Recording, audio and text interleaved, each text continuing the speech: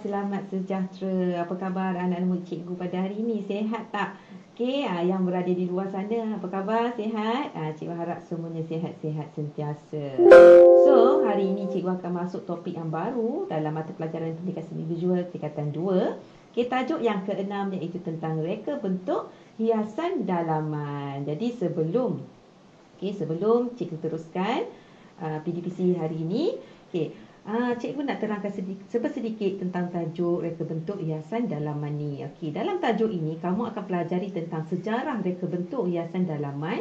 Kamu akan tahu tentang fungsi-fungsi reka bentuk, prinsip-prinsip dan juga elemen-elemen yang ada dalam reka bentuk hiasan dalaman. Okey, tajuk ni agak penting kerana apa?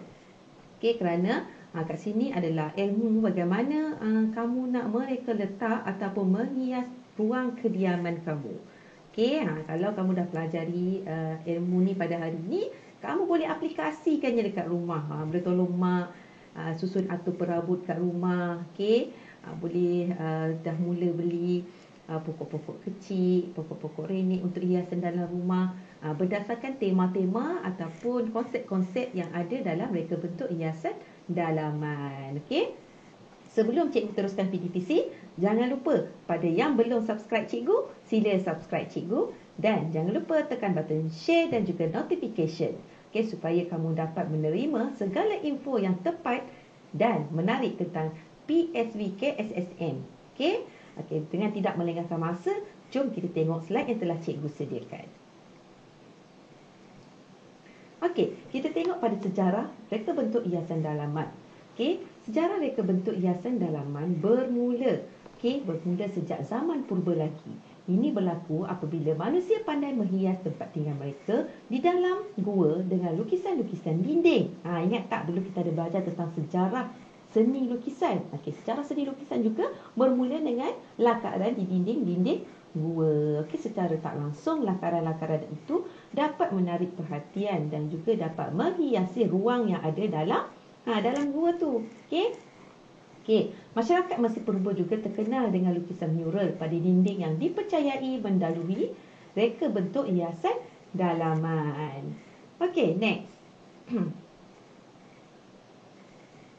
Tengok dalam buku teks kamu. Okey, ada kat situ terdapat contoh lukisan awal pada dinding sebagai hiasan dalaman. Contohnya lukisan gua pada zaman purba dan juga lukisan dinding Mesir Purba. Okey, tengok lakaran yang ada dalam buku teks kamu. Okey, lukisan-lukisan ni ataupun lakaran-lakaran di dinding gua ni salah satu cara untuk menarik perhatian dan memenuhi ruang yang ada di persekitaran dalam gua tu. Okey, tak kisahlah sama ada lakaran tu dalam bentuk menyatakan pertanian ke, menyatakan pekerjaan mereka pada zaman tu ke, okey, alat dan bahan yang mereka gunakan ke, suasana mereka ketika itu ke, apa sahaja lukisan ataupun lakaran yang di dinding gua tu, itu adalah salah satu sejarah bermulanya reka bentuk hiasan dalaman. Okey, next. Okey, apabila orang Rom dan Greek menguasai Mesir, mereka memperkenalkan tiang pilar. Dalam buku teks kamu ada Okey, pasu dan juga lukisan sebagai hiasan.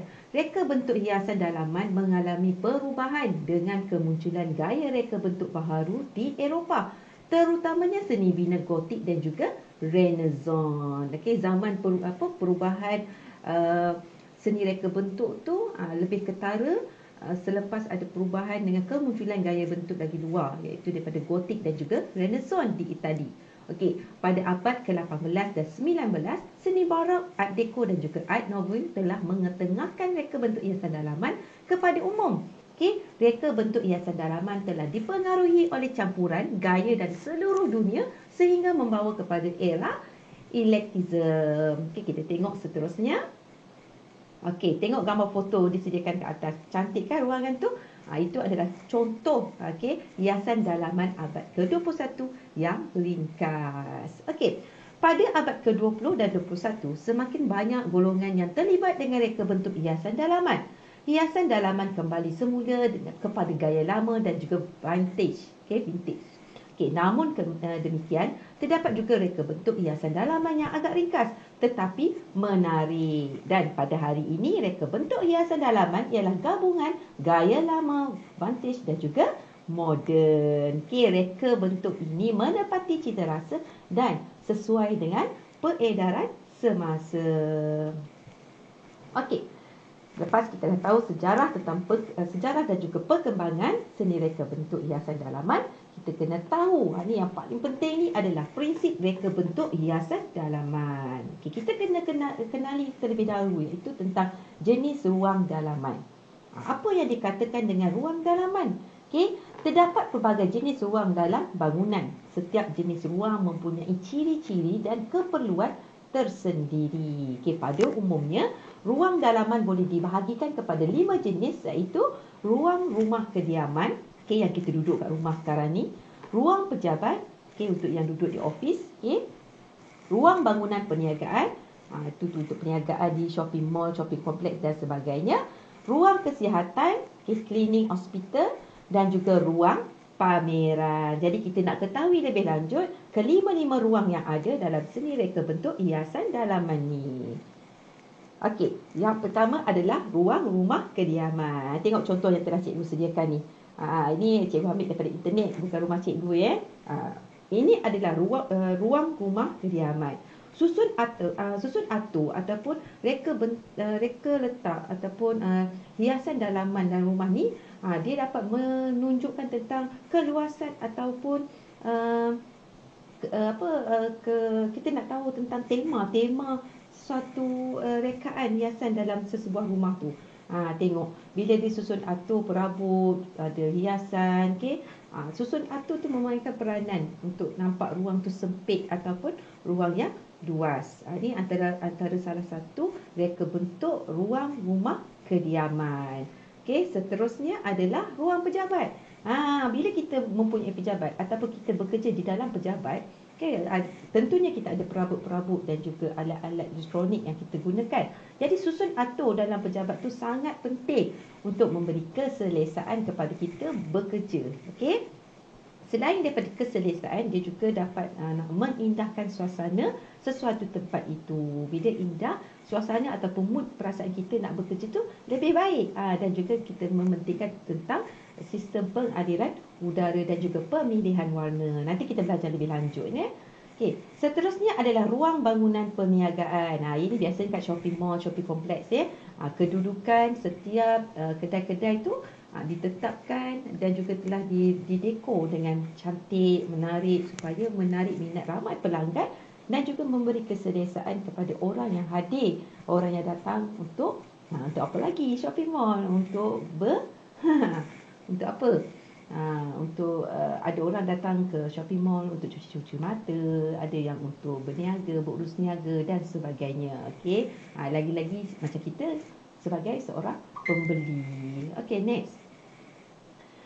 Ini adalah ruang kesihatan. Masuk ruang kesihatan ni macam dekat institusi perubatan lah, macam dekat hospital, dekat klinik. Ruang-ruang kesihatan ni sangat penting untuk pesakit dan juga family pesakit. Mesti ada ruang-ruang yang selesa. Mesti ada ruang yang mood, orang kata ruang yang baik untuk mendapatkan mood yang sihat, supaya kita lagi semangat. Ini antara contoh-contoh ruang kesihatan dekat hospital. Kebiasaan ni hospital swasta mereka mengenakan cas yang tinggi, tetapi dari segi dekorasi dia sangat selesa dan menarik perhatian. Seterusnya, ini ruang pameran. Bukan sekadar ruang pameran untuk art sahaja, untuk pameran seni sahaja. Kadang-kadang ada ruang pameran untuk pameran kereta, barangan antik, ruang pameran untuk perabot dan sebagainya. Semuanya memerlukan seni reka bentuk hiasan dalaman. Sebab tu saya kata reka bentuk hiasan dalaman ni sangat penting. Ilmu ni sangat penting sebab kita akan aplikasikan dalam kehidupan seharian kita. Seterusnya. Peranan dan fungsi. Cikgu dah terdouble 2 kali tu. Peranan dan fungsi reka bentuk hiasan dalaman bergantung kepada jenis ruang dalam dalaman tersebut. Berikut adalah peranan dan fungsi reka bentuk hiasan dalaman dalam sesebuah bangunan. Okey, dalam sebuah bangunan. Yang pertama, fungsinya untuk mencantikkan ruang dalaman, menjadikan ruang yang sempit kelihatan luas, menjadikan rumah yang murah kelihatan lebih mewah, memberikan keselesaan kepada penghuni dan juga pengunjung, juga mengelakkan kebosanan kepada penghuni dan juga pengunjung. Sebab itulah cikgu cakap ilmu reka bentuk hiasan dalaman ni sangat penting. Walaupun kita, even kita duduk di kampung ke, kat bandar ke, kita duduk rumah teres ke, ataupun kita just duduk di rumah rumah kos rendah ke, kan, tak penting, ruang tu tak penting. Yang penting cara kita mereka letak ataupun menyusun atau reka bentuk dalaman rumah kita tu. Kalau betul caranya, betul konsepnya, betul elemen-elemen dan prinsip yang kita gunakan, rumah yang sempit akan nampak lebih luas. Mungkin dari segi warna, susun atur perabot, dan sebagainya. Jadi kamu aplikasikan ilmu ni dalam kehidupan kita seharian. Ini antara prinsip dan juga elemen reka bentuk hiasan dalaman. Ada 6 prinsip. Yang pertama, apa dia? Imbangan. Maksudnya, reka bentuk kita tu mestilah seimbang supaya sedap mata memandang. Kiri, kanan, atas, bawah sama. Ruang dia sama luas. Yang kedua adalah ada konsep atau prinsip penegasan.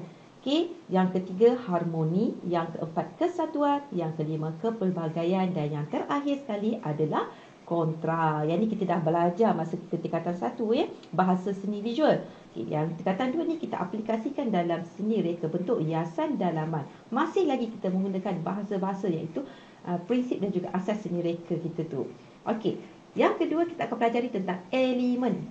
Dalam reka bentuk hiasan dalaman ni terdapat 2 elemen, iaitu elemen semula jadi dan juga elemen buatan manusia. Jadi kita nak tahu lebih jelas lagi tentang prinsip dan juga elemen ni. Dan cikgu akan beritahu ataupun tunjukkan contoh-contoh berdasarkan prinsip dan elemen yang cikgu sediakan. Ini adalah imbangan. Tadi antara konsep ataupun prinsip dalam reka bentuk seni hiasan dalaman adalah imbangan. Imbangan ini terdapat 2 jenis, iaitu imbangan simetri dan juga imbangan tidak simetri. Jom kita tengok apa yang dikatakan dengan imbangan simetri dan imbangan tidak simetri. Imbangan simetri ini adalah yang mempunyai ciri-ciri objek yang sama berulang-ulang pada kedua-dua belah pihak. Kedua-dua belah design ataupun reka letak. Maksudnya kalau belah kanan ni ada cermin, belah kiri ni pun ada cermin. Nanti cikgu tunjukkan contohnya. Kalau imbangan tidak simetri ni pula, imbangan yang dicapai dengan menggunakan beberapa objek yang berbeza, mempunyai daya tarikan dan berat secara visual yang sama. Kalau imbangan tidak simetri ni, dia tak semestinya kanan dan kiri tu sama. Macam tadi cikgu cakap, kalau simetri tadi, kalau kat sini ada tingkap, kanan tingkap, kiri pun kena ada tingkap. Tapi kalau imbangan tak simetri ni, tak semestinya begitu. Mungkin belah kanan ada tingkap, kiri ni ada sofa. Tapi dia tetap nampak ruang tu penuh, sama-sama berat. Kita tengok contoh. Nampak tak? Kalau yang kamu tengok imbangan simetri tu, kiri dan kanan dia sama. Bentuk dia sama. Jadi kita nampak seimbang. Aras mata kita tengah-tengah tu nampak sama. Kalau contoh imbangan tidak simetri, kita nampak masih kemas, betul tak? Tapi dia tak simetri, dia tak sama banyak dan dia tak mengolah rupa bentuk yang sama. Kiri dan kanan dia tak sama, tapi dia balance. Tengok betul, cikgu harap faham. Yang ni tak ada dalam kutip, cikgu cari supaya kamu nampak lebih jelas. Seterusnya kita tengok tentang kesatuan. Apa yang dikatakan dengan kesatuan? Kesatuan ni menggabungkan elemen-elemen reka bentuk hiasan dalaman secara harmoni, berfungsi untuk menghasilkan elemen-elemen yang saling melengkapi. Tengok contoh yang cikgu dah bagi sebelah tu. Contohnya ada kata berfungsi untuk menghasilkan elemen yang saling melengkapi. Dia ada elemen reka bentuk, dia ada contohnya, dia ada keseimbangan, ada warna, ada kontra. Jadi dia saling melengkapi. Tengok contoh tu. Nampak reka bentuk hiasan bilik tu nampak teratur, nampak seimbang, kan?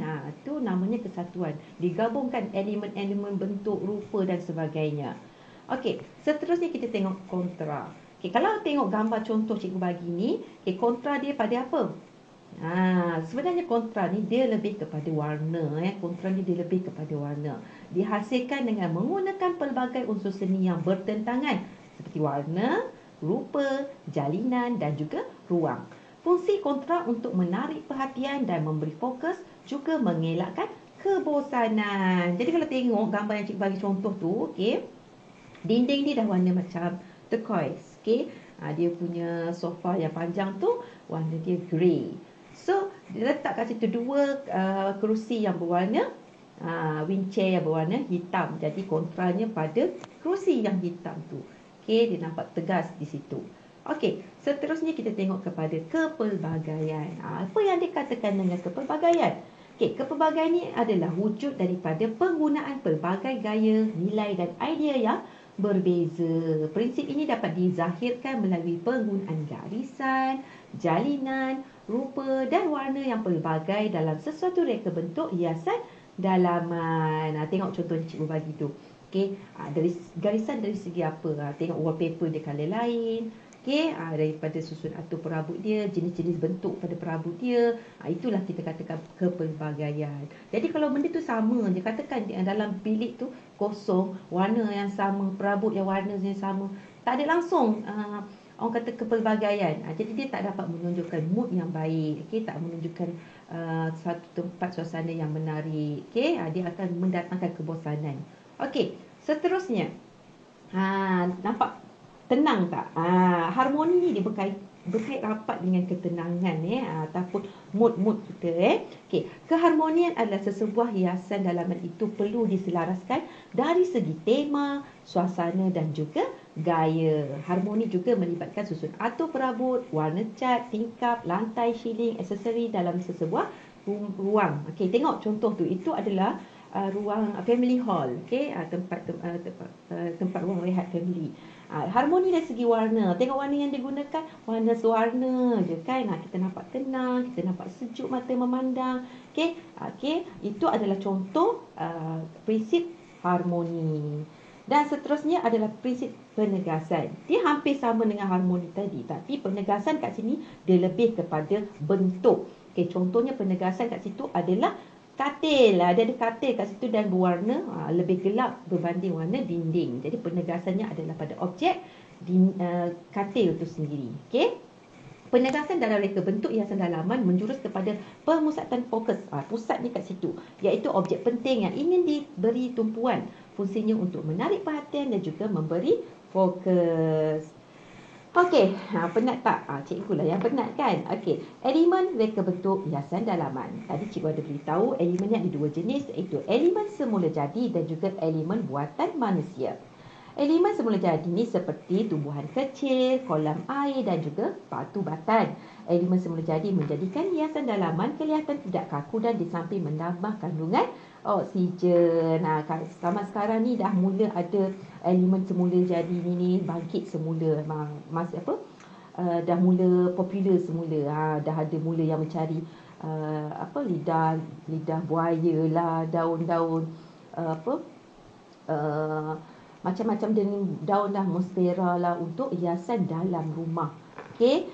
Selain itu kita ada elemen buatan manusia. Contoh elemen buatan manusia ni seperti perabot, maidani dan jenis bahan yang digunakan seperti lampu, hiasan dinding dan juga fabrik. Dapat menambahkan suasana keindahan hiasan dalaman. Okey, kita tengok contohnya. Yang sebelah kanan cikgu, yang contoh elemen semula jadi, tengok kat situ ada banyak pokok-pokok dan hanya ada satu je tempat duduk, kerusi, bangku kat situ. Kat sini lebih kepada elemen semula jadi. Dia nak tunjukkan nature. Okey, macam tadi kita ada baca kebaikan elemen semula jadi ni dia dapat menambahkan oksigen. Betul tak? Kat situ. Okey, berbeza dengan elemen buatan manusia. Elemen buatan manusia ni dia lebih kepada konsep susu atur macam perabot kan. Itu yang berkaitan dengan elemen buatan manusia. Okey, seterusnya kita tengok kepada konsep pula. Tadi kita dah belajar prinsip dan juga elemen. Sekarang kita nak tengok tentang konsep dalam reka bentuk hiasan dalaman. Okey, kat sini ada 4 konsep penting yang perlu kamu ketahui, iaitu konsep yang pertama adalah konsep contemporary. Kita kena tahu tentang konsep contemporary, iaitu nanti cikgu terangkanlah. Okey, konsep yang kedua adalah konsep moden. Moden dan juga klasik, dan akhir sekali adalah konsep yang berbentuk tradisional. Okey, apa yang dikatakan dengan konsep contemporary? Okey, konsep contemporary ni menekankan warna terang dan warna bercorak geometri. Ruangnya lebih kosong dan kelihatan lebih luas dengan perabot yang terhad dan lebih santai. Okey, konsep contemporary lebih kepada berteraskan kesederhanaan dan juga keselesaan. Tengok contoh gambar yang cikgu bagi tu ya. Dia sweet. Okey, simple but nice. Macam tu. Okey, seterusnya adalah konsep moden. Okey, hampir sama dengan contemporary, iaitu ringkas dan tidak berserabut. Salah satu ciri yang menyerlahkan style moden adalah penggunaan warna hitam, kelabu, perak dan juga putih. Kalau kita zaman sekarang ni lebih kepada konsep IKEA lah. Beli barang-barang IKEA, konsep ni hitam putih. Itu adalah konsep moden. Okey, seterusnya. Ini klasikal punya. Biasanya rumah-rumah orang yang ada orang yang kenamaan lah, nama rumah orang yang ada kenamaan. Okey, contoh macam Datuk Ali Shukri, okey, ada Datuk Seri Vida, kan, ada ahli perniagaan. Biasanya rumah-rumah dia macam bog gitu kan. Tapi kalau macam institusi beraja pun sama. Dia ada banyak konsep klasik. Okey, gaya klasik ialah dekorasi adunan elemen Greek dan juga Roman pada abad ke-18 dan kebanyakan perabotnya bergaya mewah dengan fabrik daripada sutera, okey, berkat dan juga kain kapas yang menjadikan kemestian. Ada wajib. Tengok sofa itu pun dah tahu dah. Okey, mewah. Okey. Seterusnya, yang terakhir adalah konsep ataupun tradisional, tema tradisional. Okey, tema tradisional ni menitik beratkan kehalusan seni tradisi yang berteraskan identiti sesuatu bangsa. Pilihan warna adalah yang dekat dengan warna alam dan juga bersifat natural. Okey, contoh yang cikgu bagi tu, adalah tradisional India, tradisional India, sebab dia ada gambar. Kalau kita tengok dalam film tu ada gambar gajah, okey, simbol ketuhanan mereka, dan menggunakan warna-warna yang berkaitan dengan keagamaan mereka. Okey, kalau Islam pula, kalau kita tengok tradisional Islam, kita banyak macam hiasan dalam bentuk geometri, kan. Kita lebih kepada seni bina Islam dan sebagainya. Tulisan kaligrafi, itu yang kita kata konsep tradisional. Tapi orang kata, dia kata tadi identiti sesuatu bangsa. Yang ini India, kalau kita tu secara Islam lah. Ada yang konsep vantage macam English style, itu adalah konsep tradisional. Okey, seterusnya, dalam seni reka bentuk hiasan dalaman ni, kita akan jumpa perkataan ergonomik. Apa yang dikatakan ergonomik ni? Okey, ergonomik ni ialah menghasilkan tempat tinggal yang menyeronokkan dan juga selesa. Kita dapat 7 prinsip ergonomik dalam reka bentuk hiasan dalaman, iaitu kita tengok penggunaan saksama, iaitu boleh dipasarkan kepada semua peringkat umur, jenis dan kebolehan. Yang kedua, prinsip fleksibiliti dalam penggunaan, iaitu mempelbagai pilihan dan kebolehan individu. Yang ketiga, penggunaan mudah dan intuitif, iaitu mudah dipahami. Yang keempat, maklumat yang jelas supaya maklumat yang berkesan kepada pengguna. Yang seterusnya, toleransi terhadap kesilapan, iaitu meminimumkan kesan buruk. Seterusnya adalah tenaga fizikal yang rendah dan juga saiz ruang yang sesuai. Okey. Kita dah ketahui banyak ilmu hari ni yang berkenaan dengan seni reka bentuk hiasan dalaman. Tak lengkap rasanya kalau cikgu tak sediakan latihan formatif. Jadi seperti biasa, kamu tengok buku teks kamu muka surat 68. Cikgu minta kamu lengkapkan peta pemikiran yang telah disediakan. Okey. Boleh faham kan? Jangan lupa bila dah siap, hantar kepada cikgu untuk cikgu buat penandaan. Setakat ini sahaja dulu kelas kita pada hari ini, dan kita akan sambung pada episod akan datang dengan tajuk yang baru. Bye. Assalamualaikum.